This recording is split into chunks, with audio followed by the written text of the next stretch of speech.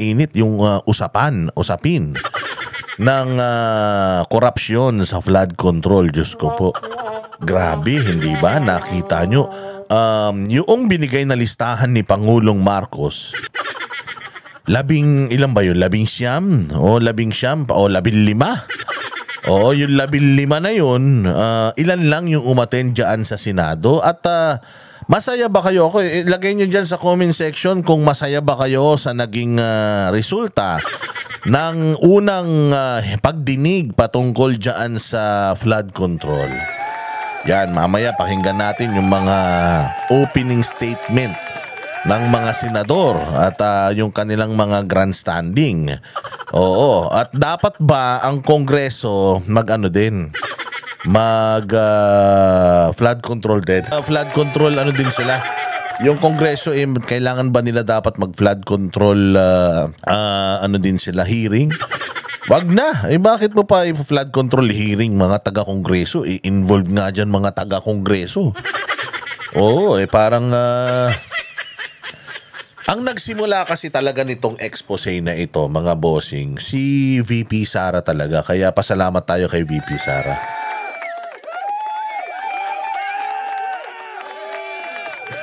Oo, natatandaan ninyo nung meron siyang interview, I think that was last year. Inilabas niya na yan na the reason why nag-resign siya as DepEd Secretary dahil maraming mga congressman daw ang nangungumisyon at ang budget ng bawat departamento ay nakadepende sa 2 tao lang. O, pangalanan na natin. According to Inday Sara, ang may hawak lang daw ng budget ay si Romualdez at saka si Zaldico, which is Speaker of the House at saka Appropriations. Ngayon may bagong appropriation sa yung chairman ng appropriations sa yung taga First District ng Nueva Ecija, yung babae. Yung babae na ginisa kamakailan ni Toby Chanco. Dahil akala niya siguro makukuha sa pa-sweet, makukuha sa pa-arte-arte, palandi-landi yung posisyon, kaya ginisa siya ng buhay.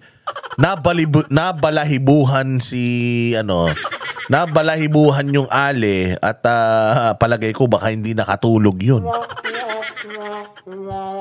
Isa kasi yan sa pinakamakapangyarihan na posisyon diyan sa Kongreso. Kung sa Senado, ang isa sa pinakamakapangyarihan na komite is yung Blue Ribbon, which is yung mga nag-iimbestiga sa mga taga-gobyerno. Diyan naman, pera sa Kongreso. Ang pinakamalakas at pinakamalupit na posisyon at chairmanship yung appropriations. Dahil yaan ang naghihimay-himay ng mga budget. At imagine ninyo yung sinasabi ni VP Sara, yung in-expose ni VP Sara during yung kanyang interview. Tungkol yun sa DepEd. DepEd yun Parang ang budget na hinihiling nila binawasan ng Kongreso, tapos biglang noong pumasa yung budget, biglang lumaki. Tapos kinuha nila.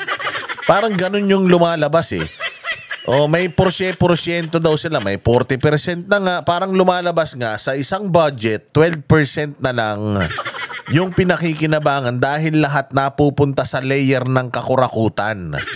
Ganyang kademonyo ang mga putang ina niyan. Pera ng taong bayan, inilagay natin sa isang buslo, hinati-hati nila.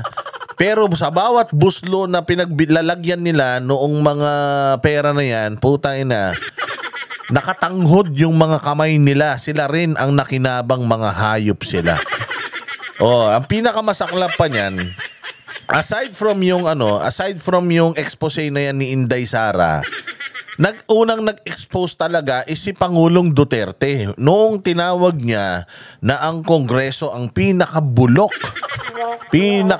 na ahensya ng gobyerno. Ang sabi niya, yung Kongreso daw sila yung mga nagpapasa ng budget, sila yung mga nagpapasa ng mga projects or nag-a-assign ng mga projects, sila din yung nagpopondo.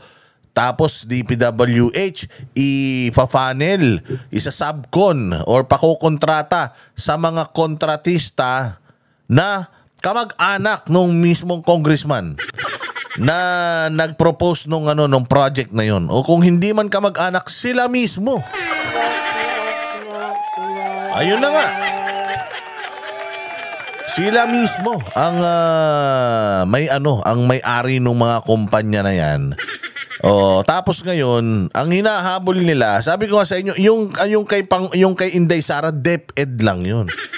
Ngayon kahapon sa hearing sa Senado, nalaman natin na ang total flood control project ng gobyerno taon-taon, actually hindi taon-taon, simula nung 2022 hanggang 2025, 3 taon, umabot na ng 1 trilyon at 200 bilyon. Oo, gulat na gulat din ako eh. Oo nga, nagulat din ako, ganun nakalaki. Tapos, mas matindi yung baha ngayon kesa noon. Ngayon, sasabihin na naman nila, bakit nung panahon ni Duterte may baha? Nung panahon ni Duterte, nagkaroon ng flood control hearing? Walang flood control hearing noon. Kasi, normal na bumabaha. Pero yung bumaha ng putang ina yan, hindi na nawala yung baha. Magtataka ka kasi may budget araw-araw, may budget taon-taon. Tapos, yung baha palala ng palala. Dapat kasi yung baha humuhupa. Kasi talagang dito sa Pilipinas, tanggap naman natin na sobra-sobra talaga dito. Sobrang chismoso, sobrang epal, sobrang kupal. Pag umulan dito, parang lahat ng tubig sa mundo nandito sa Pilipinas. Gets naman natin yun na kakaiba talaga umulan sa Pilipinas. Pag, nagpunta ako, pag nasa ibang bansa kami, uulan 30 minutes, uulan 5 minutes, ganun lang. Pero dito sa Pilipinas, pag umulan dito, 3 araw dari-diretso. O kaya naiintindihan natin na mau-overwhelm talaga yan. Pero, halimbawa ngayong taon na to, yung flood control project na overwhelm, anong gagawin mo? O di i-expand mo yung flood control, tawag yan? Yung flood control, structure ba tawag dyan? O di i-enhance mo. Na-overwhelm pala, ibig sabihin, kasi tingnan mo mayroon kang proyekto. Bago ka magproyekto, may feasibility studies yan. Gaano karami yung tubig na napupunta rito? Gaano karami yung tubig na kailangan nating i-divert dito sa flood, sa floodway na ito? Bakit ka gumawa ng floodway na makipot? Di ba? Ngayon, kung nakita mo may floodway ka na, may baha pa rin, ibig sabihin, mali yung computation mo. Computation mo, mali. Di ba? So kung mali yung computation, nagbabaha pa din, the fact na meron na tayong floodway, dapat binabalikan na natin yung mga nag-isip ng punyetang project na yan. Sir, may floodway tayo. Bakit nandito yung tubig sa labas? Sobra Sobra talaga. Bakit hindi tayo nag-isip na sobra-sobra? Halimbawa, ang iniisip na ang pumapasok sa Pilipinas, 2 lang. Halimbawa, 2. I-overreact natin. Gawin natin yung pagpaplano natin para sa 5. Di ba? Halimbawa, yung pumapasok sa pinto na to, 2 lang. Sa 2, medyo kasya na sila. Gawin natin para mas maganda. Worst case scenario, gawin natin 5 para 5 sila, kasya sila sabay-sabay. Tama, hindi ba? Dapat ganun. Bakit putang ina kumbaga sa coat? Undercoat hindi ba? Mas maliit kaysa dun sa normal na baha na nararanasan natin. So, may floodway ka, binabaha pa rin, mali yung nagplano. Ngayon, anong gagawin mo? Di i-expand mo yun para magkasya lahat ng baharon. So, dapat taon-taon nag-i-improve tayo. Dapat, actually, lagi naman tayong binabagyo, lagi naman tayong inuulan Kung itong panahon na to, halimbawa 10 kilo na tubig yung tumapon sa Pilipinas, oy dapat ang planning natin nasa mga 50 kilo. Di ba? Laging times 5 para hindi na o-overwhelm.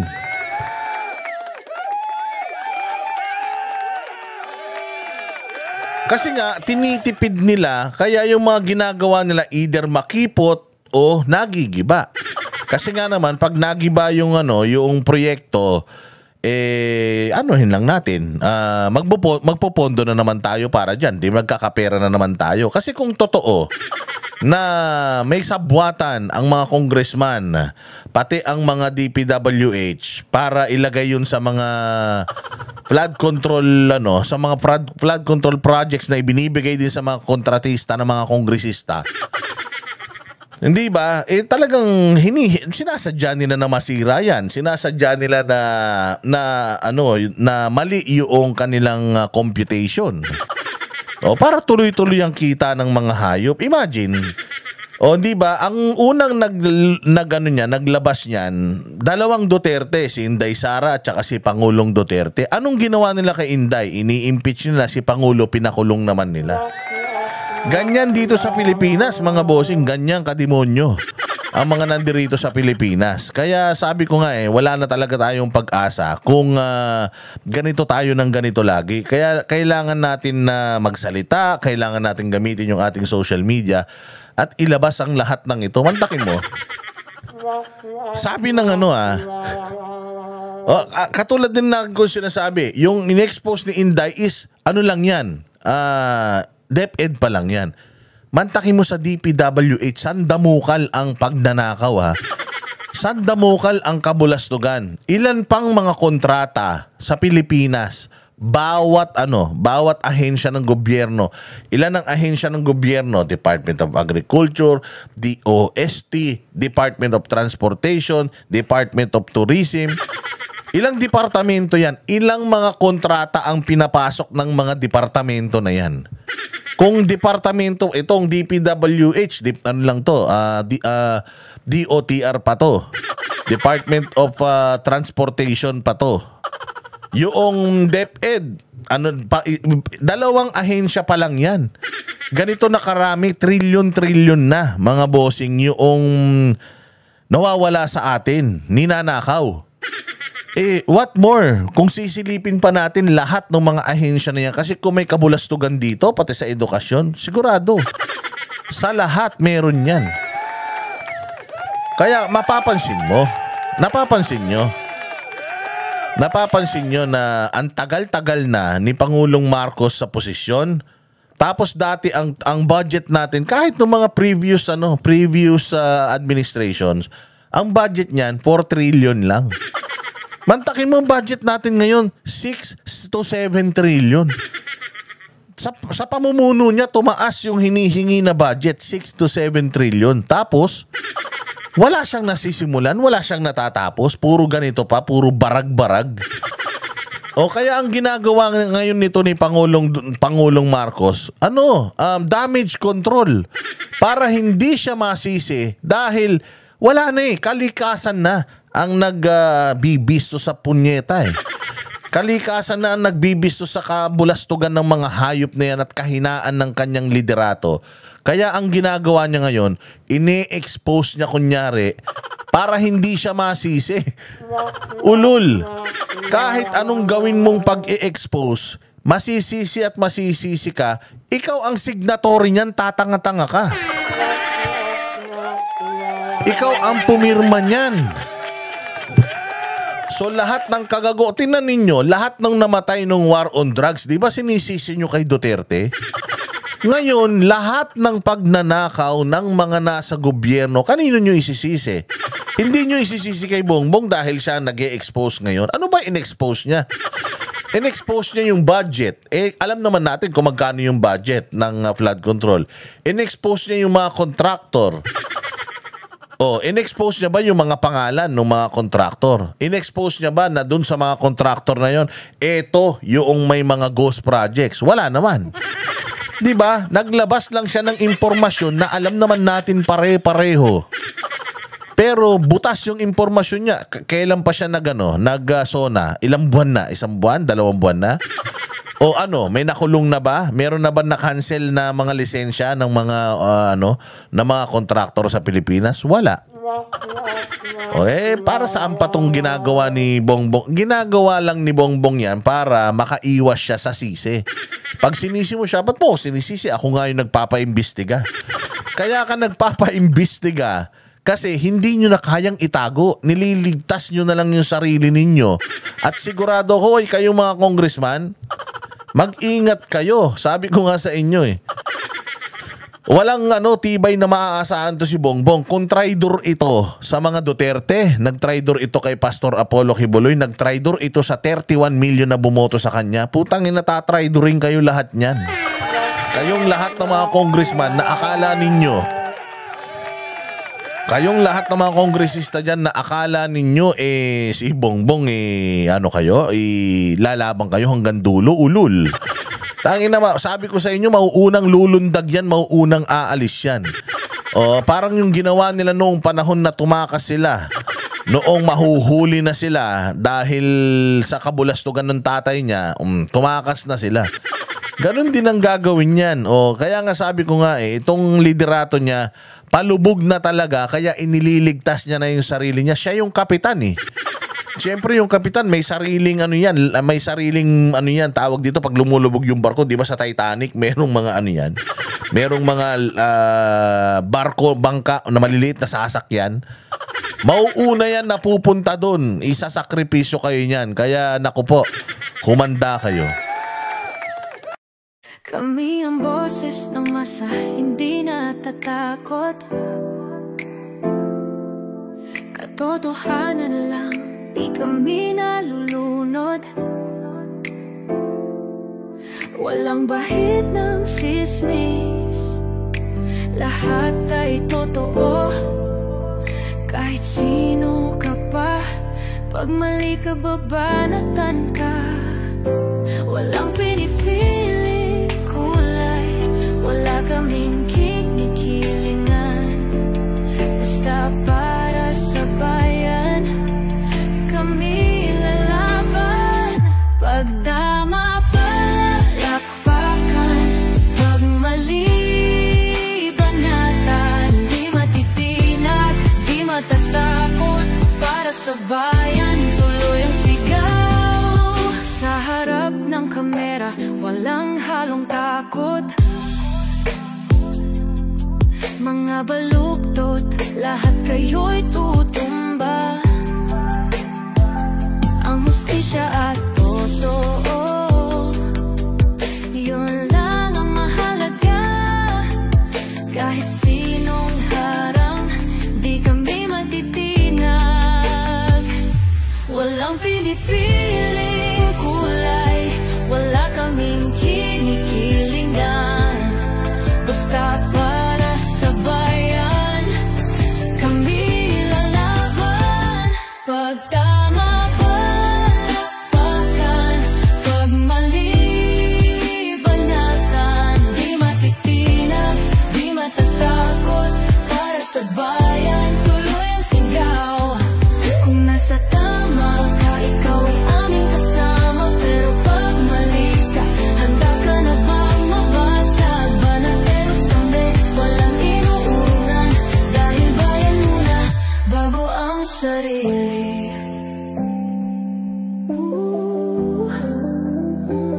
Bago ang sarili.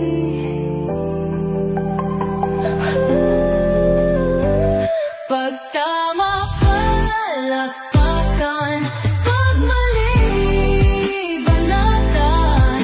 Banateros ang sigaw, katotohanan ang laban.